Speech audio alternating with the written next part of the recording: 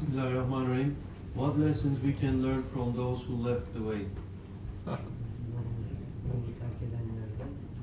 What lessons can we learn from those who left the way? The way of Sahib-ul, Sayf, the way of Tariqat, the way of Islam. What lessons can we not learn from them?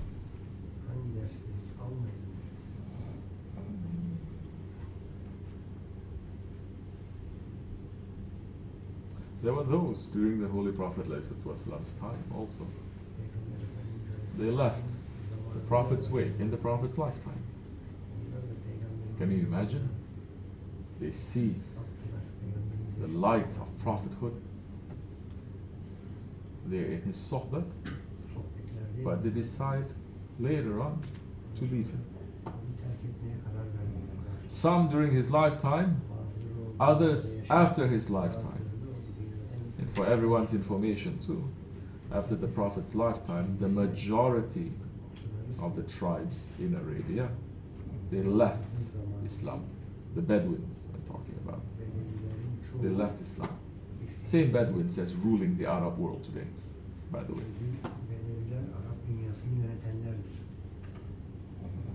They left Islam. During the Prophet ﷺ time, there was one Sahabi who left Islam completely. Because Prophet ﷺ commanded them, ordered them to migrate. The first hijrat was not to Medina. The first hijrat was to where? Abyssinia, Ethiopia. And over there was one king that was very just. He was Christian. And at that time Ethiopia was ruling that part of the world, and they were very powerful and very wealthy.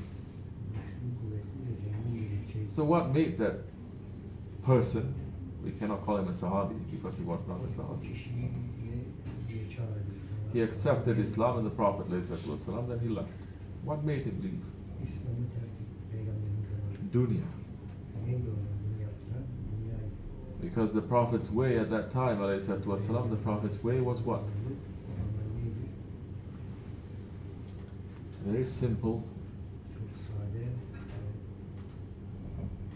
very hard lifestyle.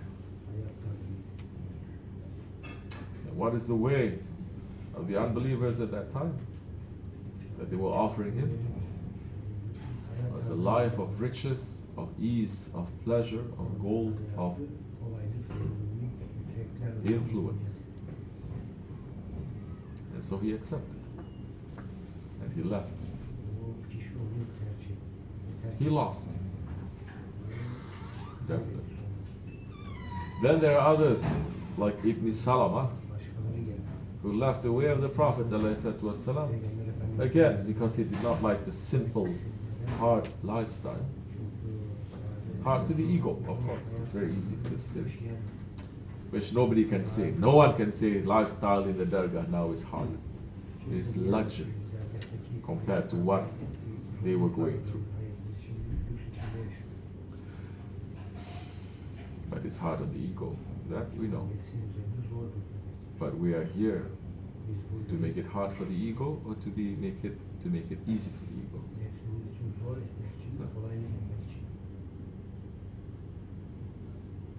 So there was another one, Ibn Salama.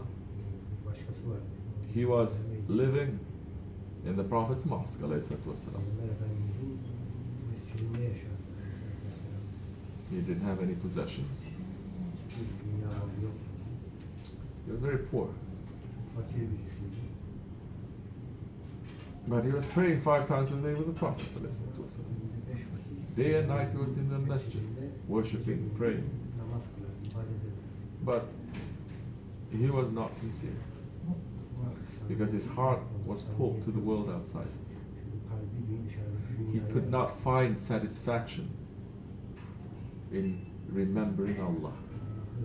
He could not find satisfaction in being in the association of the Prophet.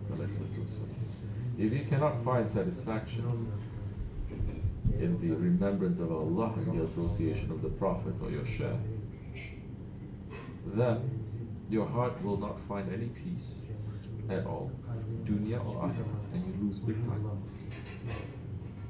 Because Allah is saying, Allah bizikrullahi ta'ma'il qulub, only in the remembrance of Allah can the heart find satisfaction. The heart is satisfied, but you're letting the ego now to take over the heart. So Ibn Salama, he went to the Prophet and said, pray for me, Ya Rasulullah, that I can be rich. Prophet said to him, Ya Ibn Salama, don't you want to be poor like your Prophet? Oh, I want to be rich to help other people. How many times you've heard this excuse from so many Muslims? Long story. He became rich, still praying, still worshipping, but he's starting to what? Have doubt about the Prophet ﷺ. That later on, because he was insisting on the Prophet so much, Prophet prayed for him. Somebody gave him some sheep started to reproduce. Pretty soon he was not in the masjid, he was outside, he was visiting once a week. Later, once a month. You know, like general zikr, once a month. Later, twice a year, Bayram to Bayram. Later, disappearing completely because his worldly possessions got bigger and bigger and he had to move away to the outskirts of Medina. And when the order came for zakat, Prophet sent emissaries to go and collect. They went to him and he said, what? Muhammad is now asking for bribery? I earned this. I work hard and I earned this. He's asking me to bribe him? Astaghfirullah. And that's when the Prophet says, yeah, oh Ibn Salama, you have lost, and you have lost. And later when he realized it, and during the time of Hazrat Abu Bakr Siddiq, he wanted to give zakat, Abu Bakr Siddiq did not accept. He woke up. He's still a Muslim. He accepted everything, but he woke up, but it was too late. Abu Bakr Siddiq did not accept it. And when he tried again to Hazrat Umar, Hazrat Umar sent a message to him saying, if you offer it to me one more time, I'm going to cut your neck off. You think I'm going to accept something that Prophet and Hazrat Abu Bakr Siddiq is not accepting? He lost. That time will come when you'll find so many Muslims trying to give. The time is come very soon. They wake up and they want to help the Muslims.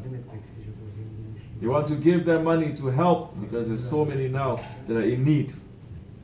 But the billionaire rich ones, especially in the Arab world, they are wasting to show off to each other the amanat, the money that does not belong to them. They are wasting. The time will come when they will wake up and they're trying to give and they cannot. They would have lost big time that time, dunya and akhirah. The lesson we learned, may Allah not test us. Number one. We're not thinking that, oh, we are safe and they are like this. Never we're going to be. No. We are saying, may Allah not test us. And may Allah always keep our leash short between us and our Shaykh.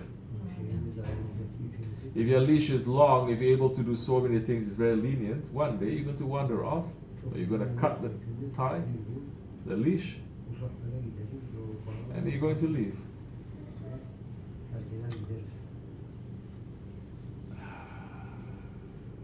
Well, we said earlier, the wind is blowing everywhere, very hard. Black clouds are everywhere too. We need to hold on very tightly. And for those ones who have left the way, we're still praying. One day, inshallah Rahman, we will come back to their senses and rejoin the way before it is too late. But we should not take this tariqat, this way, our Shaykh, for granted. If every day that you are thinking, and every day that you are making tafakkur, and every day you are giving shukr, at that time when your ego and shaitan tries to attack you with this or that, you have something to hold on to, you understand? You're saying, oh, this one is saying this thing to me, this is saying this thing to me, I feel very, but you're going to remember, oh, but I have this, this and this and this, favors. So you're going to hold on to that. Inshallah Rahman. We will stay in this way. Dunya and Akhirah. Assalamu alaikum.